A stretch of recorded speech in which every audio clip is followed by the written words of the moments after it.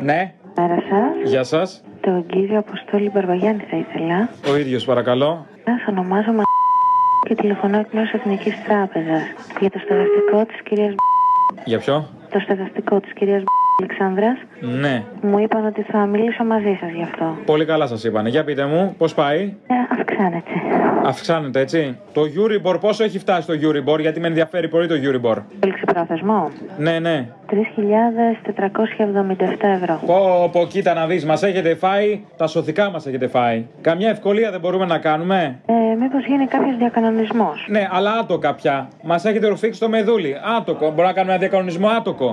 Δεν είμαι αρμόδια εγώ να το πω. Δεν είστε αρμόδια, εσείς παίρνετε τηλέφωνο. Σε ποιον να τα πω, στον αρμόδιο που δεν μιλάμε? Ορίστε. Χρωστάμε, κυρία μου, χρωστάμε. Δεν μας πιείτε και το αίμα. Δεν βγαίνουμε. Απολύσανε και το γιο μας. Αφήστε τα. Βοηθούσε, έβαζε ένα χεράκι. Εγώ το μόνο που μπορώ να κάνω, γιατί δεν είμαι της τράπεζας, τηλεφωνώ εκ μέρους της τράπεζας. Α, είστε από τα λαμόγια της πρακτικές. Που τα παίρνετε, τα έχω δει εγώ στον Ευαγγελάτο. Για πείτε μου, πήρατε να με εκβιάσετε, θα μου μιλήσετε και άσχημα σε λίγο, θα με δείρετε? Δείρτε με.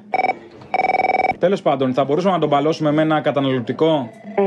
Είμαι κι εγώ τσίμα-τσίμα. Κοιτάξτε, εγώ αυτό που μπορώ να σας πω είναι να πάτε σε ένα υποκατάστημα, εκεί μάλλον που βγάλατε το δάνειο. Ναι. Και να ζητήσετε ένα διακανονισμό. Τι διακανονισμό? Στο διακανονισμό μου βάλουν καπέλο κι άλλο φόρο. Αφήστε με, κυρία μου. Πέπο και τον Παπακοσταντίνο μου γυρίζουν τα μάτια ανάποδα. Τόσα λεφτά πήραν οι τράπεζες. Στο κάτω-κάτω, νησάφι. Τι κόμμα ψηφίζετε?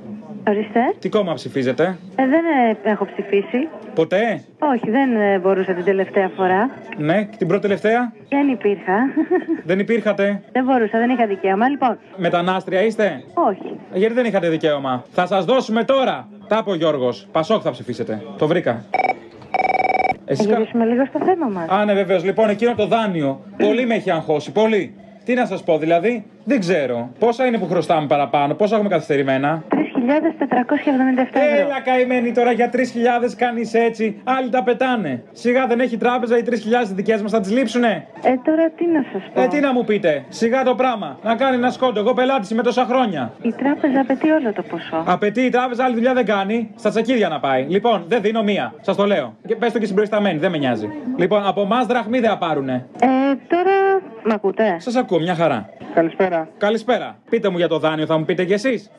Ναι, ακριβώς. Είστε εσείς αυτός που θα με βρίσει? Τι να σας βρίσω? Σας ξέρω, σας από τις πρακτικές. Μου οφείλετε εμένα κάτι, κύριε? Τότε γιατί με παίρνετε τηλέφωνο, κύριε? Έχουμε και δουλειές να κάνουμε. Είστε εσείς αυτός που θα με βρίσει, γιατί έχουν αντιστραφεί όροι. Εγώ βλέπω επιθετικότητα από εσάς, όχι. Α, έπρεπε να με βρίσετε εσείς δηλαδή και δεν σας αρέσει τώρα. Όχι, δεν μ' αρέσει. Μάλλον εσείς θέλετε να βρίσετε. Τι θέλετε, κύριε, να σας δώσουμε το δάνειό σας? Το δάνειό όμως γιατί σας χορηγήσαμε εμείς δάνειο? Οφείλετε... Γιατί με παίρνετε τηλέφωνο τότε, με ενοχλείτε, συγγνώμη. Να πάτε να πληρώσετε, κύριε, γεια σας. Να πάτε εσείς. Να πάτε εσείς να πληρώσετε. Στα μούτρα σας, καθρεφτάκι. Δεν το πήραμε μαζί. Αν το παίρναμε μαζί θα περνούσαμε πολύ ωραία. Είχα κάνει όνειρα για μας.